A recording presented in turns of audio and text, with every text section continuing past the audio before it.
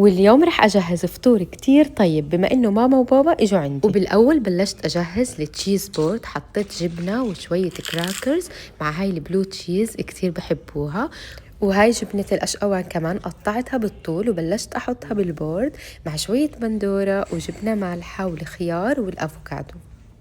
طلعت الألوان بتجنن. جهزتها بطاولة السفرة وبلشت أحط كمان كرواسون شوكولاتة مع لوز وشوية فراولة وحلاوة، وحطيت شوية زبدة وبلو بيري والتوتيات، وكمان حطيتها بطاولة السفرة.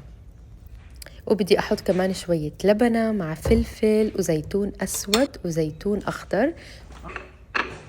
وما في أطيب من هاي السلطة. حطيت بندورة وخيار وفلفلة وبصل وخس مع ليمون وخل تفاح وملح وشوية زيت زيتون ومع نعناع، وبقلبهم، وآخر شي بنضيف جبنة مالحة،